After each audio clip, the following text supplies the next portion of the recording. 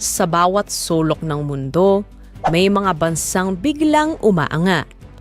Mga bansang dati ay tahimik lang, ngunit ngayon ay unti-unti nang gumagawa ng ingay. At sa gitna ng karagatan ng Asya, may isang bansang matagal nang binabalewala. Ngunit ngayon ay pinagmamasdan ng mga makapangyarihan. Ang Pilipinas. Isang bansa na dati ay tinatawag na the sick man of Asia. Ngunit ngayon, unti-unti nang itinuturing na Asia's rising power.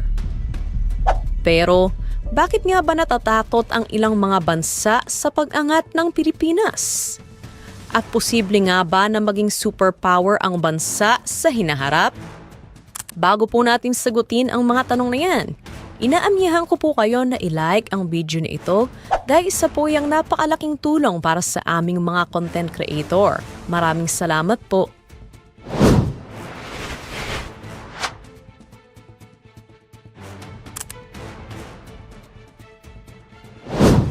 Sa loob ng maraming dekada, tila naiwan sa agos ng panahon ang Pilipinas.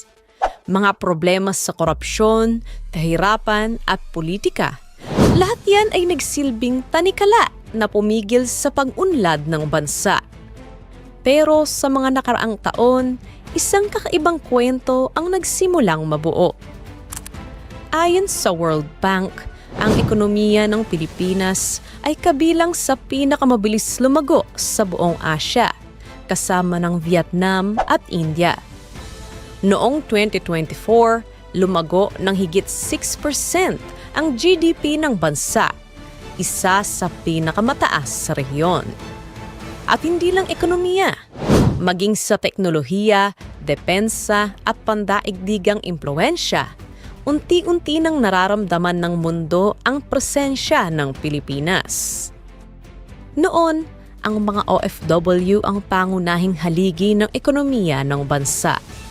Ngayon, dumarami na ang mga tech companies, BPO hubs at innovation centers sa bansa. Google, Microsoft, Amazon, Tesla at iba pang higanting kumpanya, lahat ay nagsisimulang mamuhunan sa Pilipinas. Sabi nga ng isang ulat ng Nikkei Asia, The Philippines could become Southeast Asia's digital capital within the next decade. Sa Metro Manila, Cebu at Davao, tumutubo na parang kabute ang mga data centers, AI labs at smart infrastructure projects. Ang Pilipinas ay hindi na lang basta exporter ng mga manggagawa. Unti-unti na itong nagiging exporter ng talino, teknolohiya at inobasyon. At ito ang unang dahilan kung bakit natatakot ang ibang bansa sa Pilipinas. Dahil kapag nagsanib ang talino ng Pilipino at ang lumalakas na ekonomiya ng bansa, maaaring mabago nito ang balanse ng kapangyarihan sa Asya. Sa West Philippine Sea, kitang-kita ang mga pagbabago. Ang dating tahimik at mahinang sandatahang lakas, ngayon ay tumatapang, kasabay ng suporta ng mga makapangyarihang kaalyado. Sa ilalim ng Enhanced Defense Cooperation Agreement, mas pinatibay ang ugnayan ng Pilipinas at United States. May mga bagong base militar, modernong kagamitan, at advanced training para sa mga sundalo. Hindi lang yan, bumili na rin ang Pilipinas ng mga makabagong fighter jets, missile systems, at naval assets mula sa France, Israel at South Korea. Ayon kay Peter Layton, isang defense analyst sa Griffith Asia Institute, The Philippines' modernization is transforming it from a vulnerable nation to a credible regional force, a rising power that others can no longer afford to ignore. Ayon naman sa ulat ng Global Firepower ngayong 2025, ang Pilipinas ay kabilang sa top 50 strongest militaries, pang 41 sa buong mundo. Isang napakalaking pag-angat mula sa dating katayuan ito. Ngunit higit pa sa militar, Ang isa sa pinakamalaking lakas ng Pilipinas ay ang estratehikong lokasyon nito. Kung titingnan sa mapa, ang Pilipinas ay nasa gitna ng Asia-Pacific, isang perfect strategic gateway sa pagitan ng East China Sea at Indian Ocean. Sabi nga ni Dr. Ian Story, Senior Fellow ng ICIA's Yusof Ishak Institute, He who controls the Philippines controls the sea lanes of Asia, because whoever holds these islands holds the gateway to power, trade, and influence across the entire Indo-Pacific region. at yan ang dahilan kung bakit interesado sa Pilipinas ang US, China, Japan at maging ang Russia. Ang mga karagatang nakaparibot sa bansa ay mayaman sa langis, natural gas at mga rare earth minerals. At kung mapapangalagaan ito, maaring ito ang magpayaman at magpalakas sa Pilipinas higit pa sa inaakala ng marami. Kaya hindi na nakapagtataka kung bakit mainit ngayon ang mata ng buong mundo sa Pilipinas. Ngunit, hindi lang sa ekonomiya o militar umaangat ang Pilipinas, kundi sa talino, kakayahan at likas na galing ng mga mamamayan nito. Ayon sa datos ng World Economic Forum, ang mga Pilipino ay kabilang sa pinakamagaling sa English proficiency sa Asia.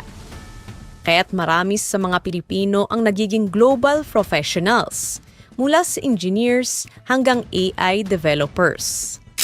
Sabi nga ni Dr. Gerardo Sicat, dating NEDA Director General, The Filipino mind is one of the country's greatest resources.